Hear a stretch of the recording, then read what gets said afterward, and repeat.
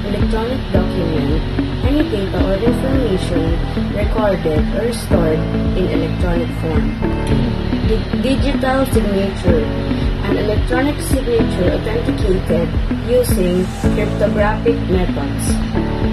Ephemeral communications, telephone conversations, text message or chat message not recorded or retained. Rule 3, Section 2, Admissibility. An electronic document shall be admissible as evidence if it complies with the rules on admissibility prescribed by the rules of court and the related laws and is authenticated in the manner prescribed by these rules. These rules means that electronic documents, example, emails, scan, files, PDF, SMS, chat messages, can be accepted as evidence in the court. Another example, to admit text messages as evidence, you might need testimony from the phone's owner and possibly technical logs or screenshot showing the time and sender. Good afternoon po. Ang topic ko po is about providing the integrity of the electronic document. The proponent must establish the electronic document has not been altered from time it was created, stored, or transferred. Methods to demonstrate this includes hash values or checksums, audit trails or metadata, and secure storage systems. Unahin na po natin yung hash value or checksums. Cryptographic techniques that verify the data has remained intact.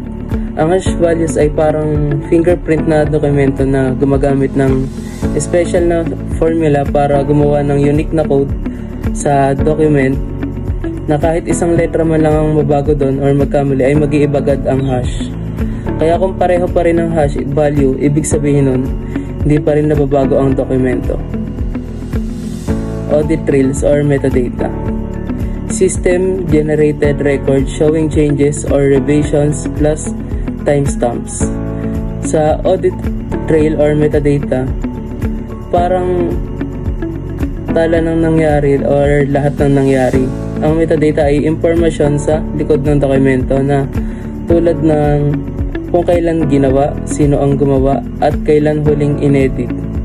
Ang audit trail naman ay parang logbook o talaan ng lahat ng ginawa sa dokumento, kung sino ang nagbukas, nag-edit o nag-print.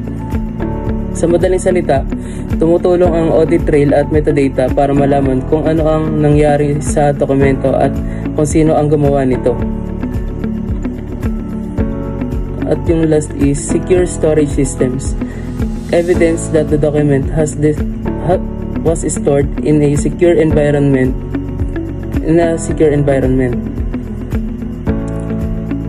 Ito is para siyang vault na parang vault na nakakandado na secured, na isa itong secured storage na matibay na parang nakakandado kung saan ligtas na nakaimbak ang mga electronic na document. Gumagamit ito ng password encryptions at access control para masiguradong tanging mga authorized na tao lamang ang pwedeng makapagbukas o makapag-access ng mga files.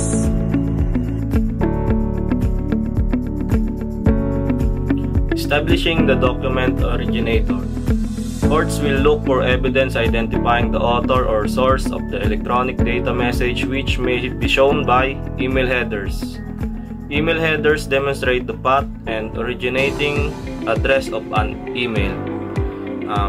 Dito makikita kung saan nagmula ang email, anong address ang ginamit, at kung anong mga server ang dinaan bago makarating sa inbox. Parang tracking number sa LBC. Kung may duda ang korte, pwede nitong makita kung saan talaga nanggaling ang mensahe. Digital certificates. If a recognized certification authority issued and validated a digital signature, ito naman ay parang online ID. Kapag ang isang email o dokumento ay may digital signature mula sa isang kinikilalang certification authority, ibig sabihin nito ay na-verify at totoo ang pagkakailanlan ng nagpadala. Para itong stamp na nagsasabing, oo, ako talaga to. At ang panguli ang witness testimony. Individuals involved in creating or receiving the data message can testify as to its authenticity.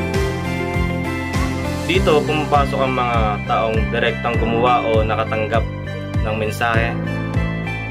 Sila ang pwedeng tumistigo sa korte para sabihin kung tunay nga ba ang dokumento o hindi. Now, let's proceed sa common challenges and practical consideration. First, chain of custody. Tulad ng physical evidence, kailangan rin mapatunayan kung sino-sino ang mahawak ng digital evidence, mula sa pagkuha hanggang sa pag-submit ito sa korte. Ginagawa ito upang matiyak na walang pagbabago sa evidence. Second, technological complexity. Dahil mabilis ang pagbago ng technology tulad ng cloud storage at encrypted na app, nagiging mahirap patunayan kung totoo at saan nakukuha ang evidence. Kaya madalas kailangan ng mga experts sa technology bilang saksi sa korte. Followed by privacy and data protection. Sa pagkuha ng digital evidence, minsan ay naaapektuhan ng karapatan ng privacy ng isang tao. Kailangan sundin ng mga investigador ang Data Privacy Act at ang karapatang hindi basta-basta masisiyasat lang ang personal na datos ng isang tao. Kasunod nito ay limited technical expertise. Hindi lahat ng abogado o hukom ay binasa sa technology. Kaya minsan, nahihirapan silang maunawaan ang mga digital evidence. Upang matugunan ito, may mga pagsasanay at espesyal na hukuman na tumututok sa mga kasong may kinalaman sa technology. Lastly, cross-border issues. Kung ang datos o ebidensya ay nakaimbak sa ibang bansa, mahirap itong makuha at mapatunayan. Kailangan pa ng tulong at kasunduan sa ibang bansa upang ma-access at magamit ang evidence sa kaso. Good day, ma'am, and good day to everyone. And today, for Anticipate, I'm going to discuss about the Rule 4 to 7 of the electronic evidence. So let's start with the Rule 4, which is the best evidence rule. It has two sections. Section 1 is the Section 1, original of an electronic document. An electronic document shall be regarded as the equivalent of an original document under the best evidence rule if it is a print-out or output readable by sight or other means shown to reflect the data accurately. So here po sa may Section 1, best evidence rule is an evidential rule wherein ang original copy ng isang electronic evidence is required sa court. So sa Section 2 naman, copies as equivalent of the original. So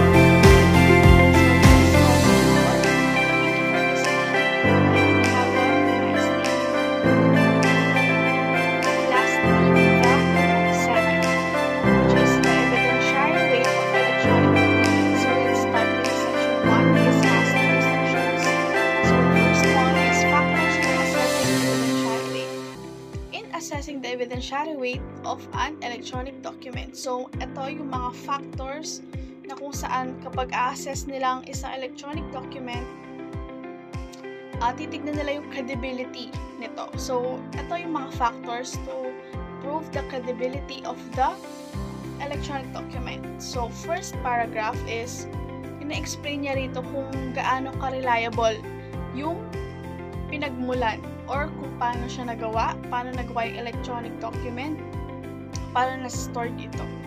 So, second one is, yung second paragraph is, kung kanino siya nagmula, kung sino yung gumawa nung electronic document. So, dapat ma-prove din yung kung sino yung gumawa. Third naman is yung integrity nung information, wherein integrity of information,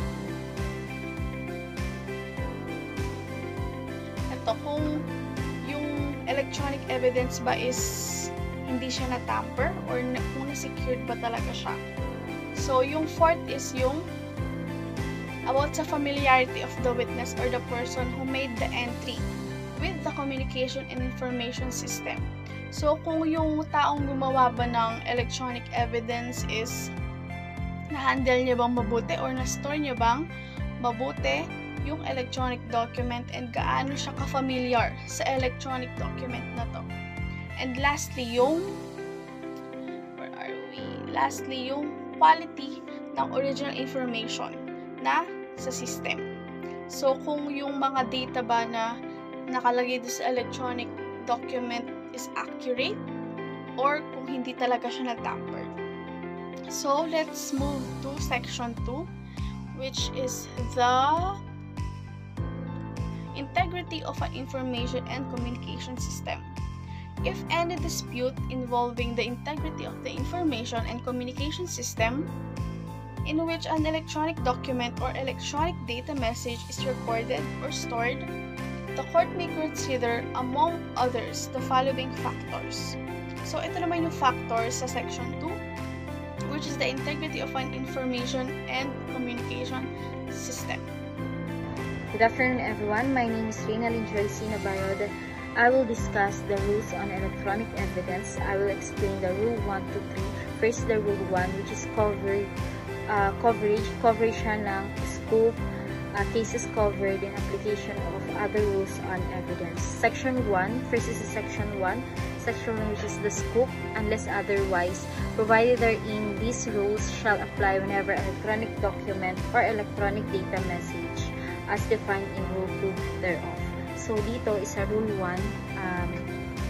Rule 1 is paggamit ng isang document na in a way ng text or email, messages, text messages, or scanned document na pwedeng magamit sa isang kaso bilang evidence. And the next is yung section 2, which is the cases covered. Cases covered is this rule shall apply to all civil action proceeding as well as quasi-judicial administrative cases. So, ang sa evidence na to is hindi lang siya pang korte, pwede siyang pang gobyerno or pang opisina. And then third is section 3, application of other rules on evidence in all matters not specially covered by this rule.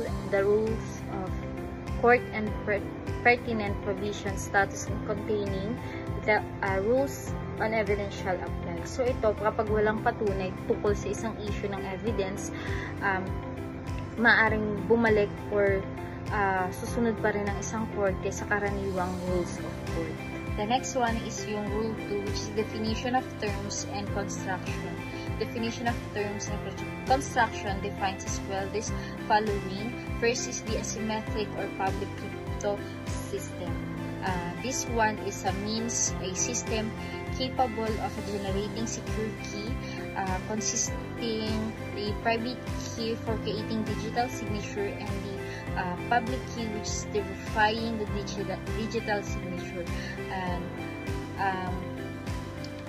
asymmetric or public crypto system is isang system na lumilika ng dalawang key, which is the private key and then the public key. Halimbawa nito is yung si Ana and si Ben. Kapag si Ana ay pumirma ng digital document gamit ang kanyang private key, maggamit ni Ben ang public key ni Ana para check na si Ana nga ang lumagda na hindi ito nabago. The next one is yung business record. I will explain it in this is the including records of a business, institution, and association, professions, occupations, and calling of every kind. So ito naman yung ito yung isang talaan anumang negosyo, profesyon o samahan, legal man o hindi, kung kumikita man o hindi. Ayan, ang halimbawa is yung mga sales receipt, dahan, payroll ng isang company, membership list ng isang samahan. Lahat yun is a business record. Next one is yung certificate. Certificate is a means, an electronic document issued to support a digital signature which purports to confirm the identity, other significant characteristic of the person who holds a particular key pair. So, ito naman is yung certificate naman is isang electronic document na nagpapatunay o pagkakakilala ng isang tao. So, halimbawa nito is yung isang digital certificate is in-issue ng isang accredited authority. Halimbawa is the ICT upang mapatunayan na si Juan de la Cruz isang totoong may-ari ng isang digital signature. The next one is yung computer. Computer refers to any single interconnected device or apparatus which by mechanical or magnetic impulse or by other means with the same function can receive records and transmit. Ayan. So, ito naman sa computer naman, ito yung anumang aparato or system na pwedeng magamit sa computer is pag-iimbak o papadala or pag-receive ng any document na galing sa computer. Halimbawa is yung laptop, desktop, smartphones. Pwede siyang magamit na pinagkukunan ng mga possible na evidence like kunyari sa bypass like transaction nila. Nagagamit yung isang message or messenger like that. And the next one is yung digital signature. Digital signature is refers to an electronic signature consisting of a transformation of an electronic document or electronic data message uses an symmetric or public system such that a person having initial understood for electronic document and signer's public key and create the editor. So, dito naman is digital signature is isang uri electronic signature na public crypto system. Ang example nito is yun yung pag-pirma mo sa isang digital thing na katulad doon sa pagkukuha ka ng police clearance. Kapag magsisignature ka, meron silang isang gamit na doon ka pipirma para i-send sa isang document through digitals. And then next one is the digital sign. Digital sign refers to an electronic document or electronic data message bearing or digital signatures verified by the public key listed in certificates. So, ito naman is yung tumutukoy sa isang electronic document na may digital signature then na maaaring ma-verify gamit sa public key nakalista sa isang certificate. Halimbawa nito is yung PDF file na digital signature icon. May firma ka na doon na naka-PDF at certificate info sa isang digital signed document. And the next is the electronic data message. Electronic data message refers through information generated, sent, received, or stored by electronic, optical, or similar means. So, ito naman is yung isang electronic data message naman is ito yung mga informasyon na ginagawa or pinapadala or nagre-receive na gamit sa electronic or optical na paraan. And then, ang halimbawa is yung emails, text message, messenger, and then next one is yung electronic signature, next one is yung electronic document. Electronic document refers to information or the representation of information, data, figures, symbols, or other modes of writing, expression, described, or however represented by which a right is established or an obligation is distinguished, or by which a fact by a book and affirm which is received, recorded, transmitted, stored, retrieved, or procedure electronically. Ayan, ang example naman nito is yung isang kontrata sa PDF, na nilagay online sa isang or receipt mula sa isang online shopping site ay parehong electronic document. And then next one is the next one is the electronic key. Electronic key refers to a secret code which secure and defends sensitive information that crosses over public channels into a form decipherable only with the matching electronic key. So, ito naman is yung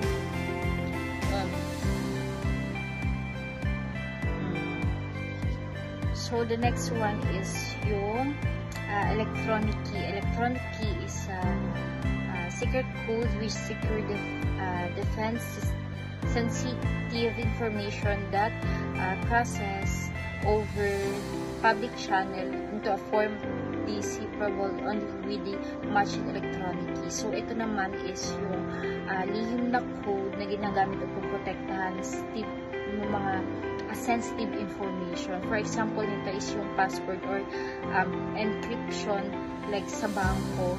Yung mga transaction, online transaction ito. And the next one is yung electronic signature. Electronic signature refers to any distinction, mark, characteristic, and or sounds in electronic form representing the identity of a person and attached to or logically associated with the electronic data messages and or electronic document or any methodology or procedure employed or adopted by a person and executed or adopted by such person with the intention of trading. And yun, explanation naman ito is yung electronic signature naman is yung anumang marka o symbol sa electronic form na kumakatawan sa pagkakakilanlan ng isang tao at ginagamit upang ladaan isang document. Ay, visit. The next one is yung electronic key. Electronic key is refers to a secret code which secure and defends sensitive information that crosses over the public channels into a decipherable only with a matching electronic key. So, ito naman is yung isang lihim na code na naggamit para maprotektahan yung isang sensitibong informasyon. Like example na paggamit ng isang password or encryption key ng isang bangko para sa mga online transaction ng isang tao. Ayan. And the next one is yung electronic signature. Electronic signature naman refers to any distinctive marks, characteristic, and or sound in electronic form representing identity of a person and attached or to a logically associated with the electronic data message or electronic document or any methodology or procedure employed or adopted by a person. Ayan. So, ito namang electronic signature is ito yung mga anumang mark, symbols, or sound na galing sa electronic form. Ang halimbawa nito is yung paggamit ng stylus sa tablet, pag-type ng pangalan sa dulo ng email. And the next one is yung para electronic communication. Para electronic communication naman refers to a telephone, telephone conversation, text message, chat room, session streaming audio, streaming video, and other electronic forms of communication. So, ang para electronic communication naman is yung mga example ng mga tawag sa telephone, text message, chat message, video calls, ayan. And the next one is the information and communication system. The information and communication system refers to system or generating, sending, receiving, storing, or otherwise processing electronic data, message, or electronic documents. So, ito, information and communication system is system or network na ginagamit para gumawa or magpadala or tumanggap ng isang document. For example is yung IT system, isang mga bank or nagpa-process ng online transaction kasama yung mga computer, server, or software. And next is the key pair. Ang key pair is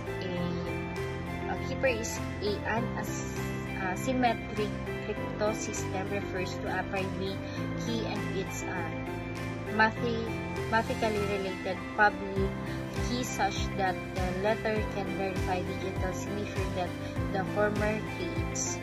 And key pair naman po is isang magkaparehas na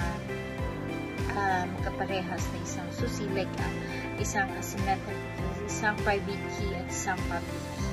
And then ang sample ito is for like let's see Ben and si Ana. For example, si Ana ay isang private key para lumagda sa isang digital file at si Ben ay may public key para napatunayan na si Ana ang lumagda. The next one is a private key. Private key refers to the key of a key pair used to create a digital signature. Ang private key naman po is, for example, ito, si Ana at si Ben, ito ang ginamit ni Ana para magpirma ng isang online contract. Dapat lihim ito ay hindi pinapasa sa ibang tao. Ayun ang private key. And then ang public key naman po is refers to the key of a key pair used to verify digital signature. Ayun ang public key naman po is, for example naman si Ben naman, gamit ni Ben ang public key ni Ana upang masigurado ni Ana talaga ang magda na sa document. And the next one is yung section 2, which is construction. Construction is the rules shall be liberally construed to assist the parties in obtaining images, videos, and expensive termination cases, which is ito yung pagpapakahulugan o ito yung para makatulong sa isang partido para makamit yung makatarungan, mabilis at murang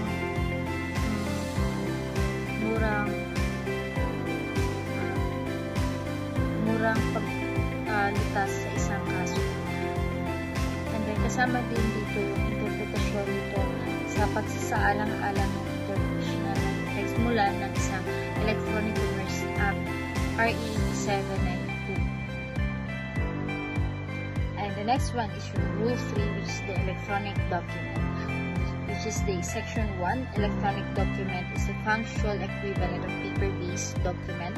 This is whenever a rule of evidence refers to the term of writing, document, record, instrument, memorandum, or any forms of writing. Ito naman po yung isa paggamit or pagbanggit sa isang batas ng mga records, ng mga documents, instrument, or memorandum, kasama rito yung mga electronic documents.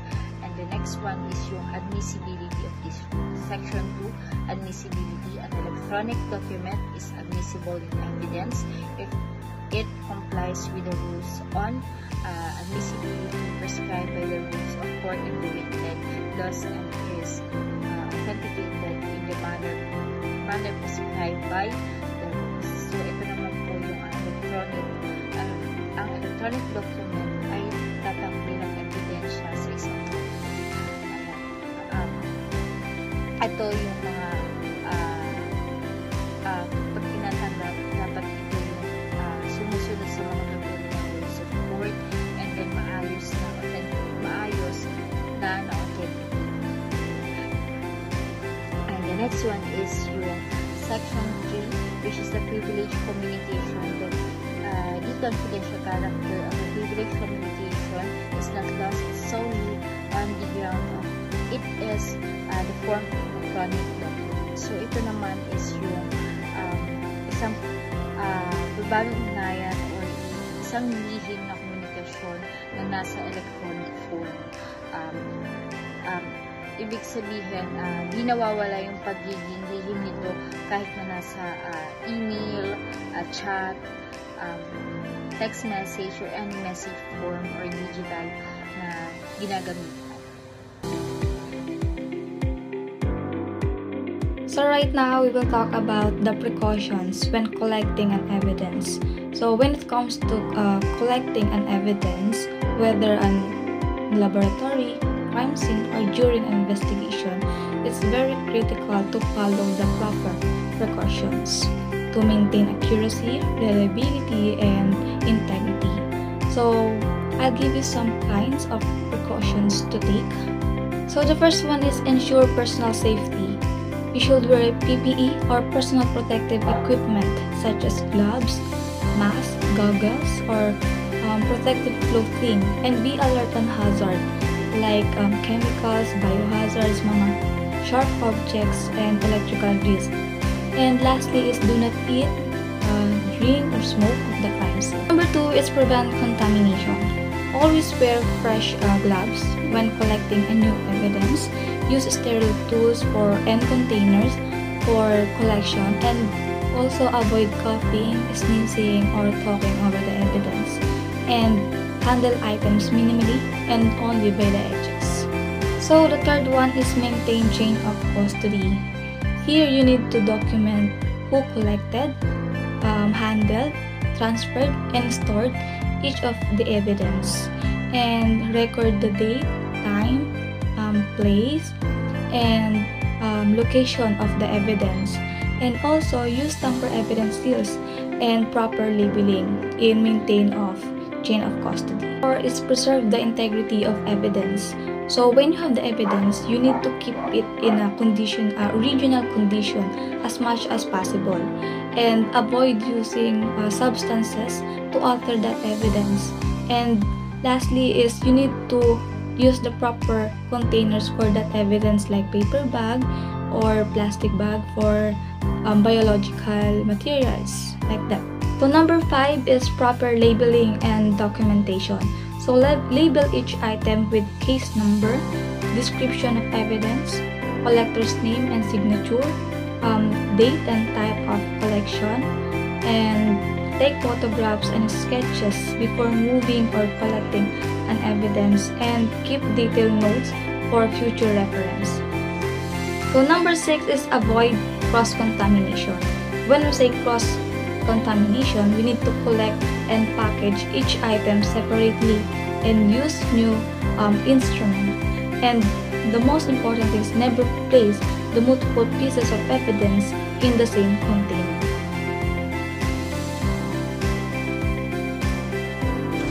First step, or the first phase, is identification. In identification, we are going to identify what kind of devices are involved. Is it phone, computer, and etc. Second is what kind of problem are we dealing with? Is it cyber attack or stealing a data, and etc. First phase is the identification. Identification is we are gonna identify what device or device are involved. Is it phone, computer, or other devices? Second phase is preservation. Preservation is like a protecting the evidence. In this phase, we already found out what devices involved. So, our duty is to protect this device para hindi makuha yung data na nasa loob na pwede mag-lead sa atin kung paano malulutas ang kaso. Third phase is collection or collecting the data. In this phase, diba nalaman na natin kung anong device, naprotektahan natin. So ngayon, kailangan na nating bulat-latin kung anong nasa loob nito na pwedeng mag-lead sa atin kung paano natin malalaman kung anong tunay na nangyari. The fourth phase is examination or analysis. So after defining what devices is being involved, preservation, collecting. So after gathering the data, we are gonna examine or think outside the box na pagdugsong-dugsongin yung mga puzzle na nagsilbing data natin to know what really happened is. The fifth phase or the final phase is the reporting. Reporting is telling the story. After examining the data we gathered, we are gonna tell what we found out na possible talagang nangyari dahil nga sa mga data na nakuha natin